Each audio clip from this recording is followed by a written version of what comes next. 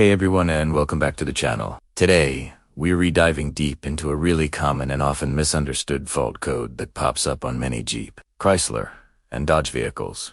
U0401, which stands for Invalid Data Received from ECM. If you've plugged in your scanner and this code appeared, don't panic. It sounds a bit scary.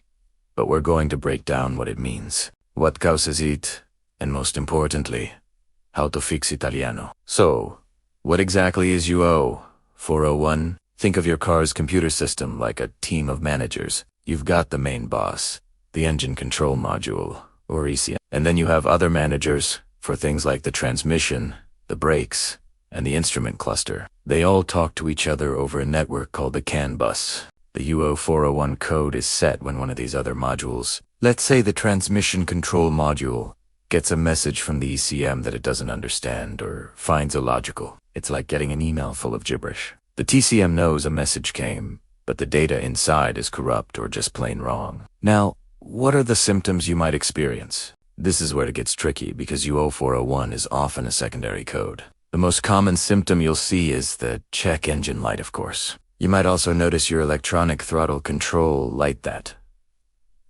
little lightning bolt symbol is on. In some cases, your vehicle might go into limp mode, where it has reduced power and won't shift properly. This is a safety feature to prevent further damage. You could also see warning lights for your ABS or traction control systems. The key takeaway is that U0401 is usually a clue pointing to another, more specific problem. So, what causes this communication breakdown? The number one culprit is often a weak or failing battery. Modern vehicles are incredibly sensitive to voltage. If your battery isn't providing a stable, consistent voltage, the electronic modules can get confused and start sending out corrupted data. This is especially true during engine cranking when the voltage can dip significantly. Before you start tearing things apart, always check your battery. Make sure it's fully charged and tested under load. Check the battery terminals for any corrosion and ensure they are clean and tight. A simple issue here can save you a world of headache. Another common cause is a problem with the ECM itself, or its wiring. The ECM is the brain of the operation, so if it's not functioning correctly, it's going to send out bad information. This could be due to internal failure of the module, which can happen over time, or more commonly, issues with its power or ground connections. Look for any loose, corroded, or damaged wires going to the ECM.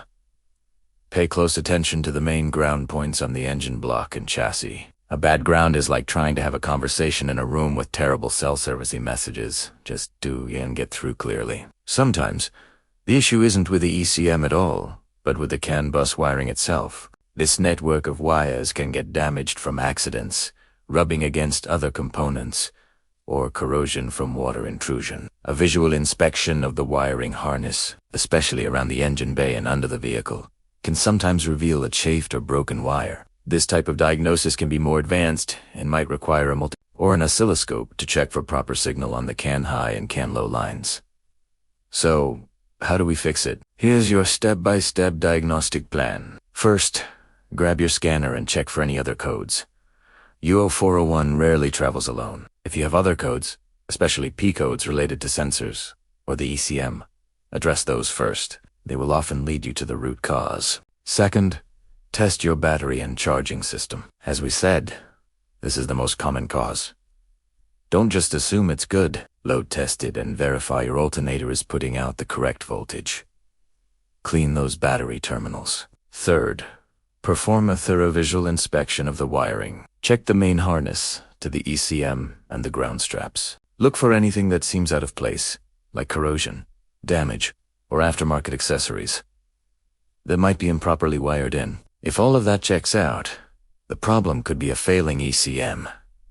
Before you rush out to buy a new one, it's a good idea to check for any available software updates for your vehicle's modules. Sometimes, manufacturers release updates to fix software bugs that can cause these types of codes. You might need a dealer or a well-equipped independent shop for this. If an update doesn't fix it and all wiring is confirmed good, then you can more confidently suspect the ECM itself. I hope this guide helps you tackle that tricky U0401 code. Remember to start with the simple stuff. First, it will save you time and money. If you found this video helpful, give it a thumbs up And don't forget to subscribe for more DIY repair guides. Drop a comment below if you've dealt with this code and what your fix was. Thanks for watching, and I'll see you in the next one.